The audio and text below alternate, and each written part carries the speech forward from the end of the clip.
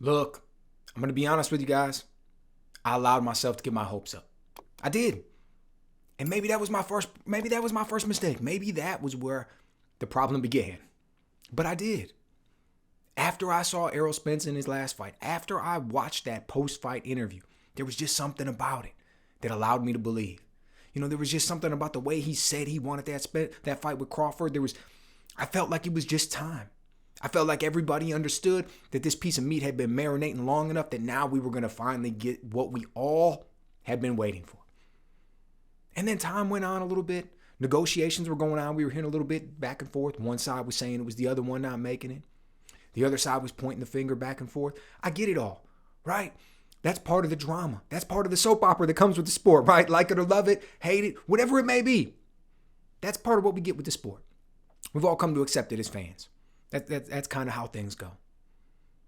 So then the other day, I'm scrolling through Instagram. And one of the guys I follow is Mike Coppinger. I think that's how you say his last name, Mike Coppinger. He's a reporter, breaks a lot of news and stuff. So I'm scrolling through, and all of a sudden he comes up, and I see Terence Crawford's picture. And just for a minute, my heart skips a beat. I'm like, this is it, man. This is the announcement. We're finally getting it.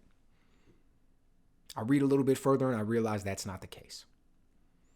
I realize that now the fight that we're getting is Terence Crawford versus David Avanesyan. Now, look, there's probably a lot of people out there who think this is a good fight. There's probably a lot of people out there who are going to talk about Avanesyan's skills. That's not what I'm here to do right now, okay? I'll be perfectly honest with you. Haven't even broke down any film on the man. I've heard the name before. I recognize him. I've seen little bits and clips here and there.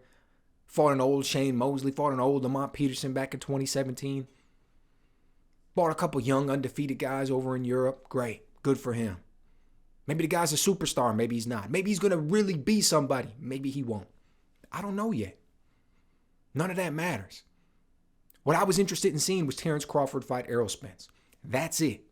That's the fight we've been waiting for. Now look, as fight fans, we've become accustomed to the fact that we're not going to get the fights we want when we want them, man. It sucks, but that's just a part of the game. We've been wanting big fights for years. We've been wanting to see guys in their absolute prime fight each other. I mean, think about how long we talk about stuff like Sugar Ray Leonard versus Tommy Hearns, or Hearns versus Hagler, or the golden era of the heavyweights, or think about the fights that we've just been seeing at lightweight.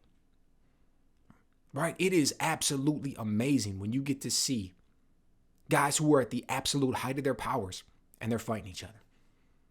Right? I mean, that's what it's all about. It's the best fighting the best. You get to actually see it play out. It's no longer just talk. It's no longer speculation. It's no longer what if. We actually get to see it play out. That's what we all wanted. So anything less than that is going to be a letdown. Anything less than the absolute tippy top, you've been teasing us, you've been sprinkling it around, you've been letting us know that it's just right there, just within our grasp, and then it gets snatched away. So look, whose fault is it? I don't know. There's a whole lot of people who seem to be pointing the finger at Crawford. There's a whole lot of people who seem to be pointing the finger at Spence. I can't really say for sure. Okay, I don't have any inside track on it. I just hear stuff like everybody else, and I hear that each man or each camp is pointing the finger at the other guy. A lot of people are pointing the finger and saying Crawford was willing to take less money. He was willing to take no guarantee. All he wanted to do was get a cut of the event, but that Al Heyman and PBC wouldn't open up the books to show him what that was. So that was preventing the fight from going on. Other people saying that Al Heyman and Spence were really pushing for it, and that it was Crawford who was ducking. He was never legitimate, and he was never authentic in these negotiations in the first place, and what he was just using it to save face with the fans, and he really wanted to take this other fight all along. Dude, I don't know. I want to believe each man when they say that they want it. I want to believe each man when they say that this is a fight that will define their legacy. Neither one wants to avoid it. Each man wants to be there. I want to believe that. One thing I know for sure is that when I watch these guys, they are incredibly talented. I don't think either man is scared of stepping in the ring with another man at 147 pounds. I don't think that's what it is at all. What's holding it up, though? Don't know. I just know that I want to see it. So, look, now we're going to get David Avanesyan, and we're talking about Errol Spence versus Stanionis. Now, Spence versus Stanionis is the same thing. Is Stanionis a good fighter? Sure.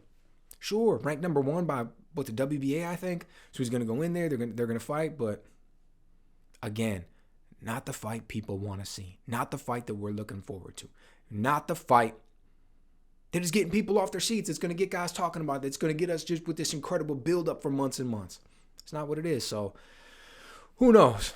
Stay busy fight for both men, basically speaking, right? I don't mean to diminish who their opponents are, but that's kind of what we're talking about at this point. These are stay busy fights. Maybe we get Spence versus Crawford in the first quarter of 2023. Maybe when we get it when these guys are 45 years old. All of that remains to be seen. But we just saw the announcement, December 10th, we are going to be getting Terence Crawford versus David Avanesyan. Of course, I'm going to tune in. I already signed up to watch every fight long ago. So we'll see what happens. It's really kind of at a point, though, where we're just going to hope that he continues to look phenomenal, continues to dominate, continues to build up the anticipation for the event with Spence. And the last thing that we want to do is see each man, or one man for that matter, crest past his peak and then take the fight. We don't want this to turn out like Floyd Mayweather, Manny Pacquiao, right? Now, I'm not trying to take anything from Floyd's performance. He went out there, he did exactly what he was supposed to do. He won the fight.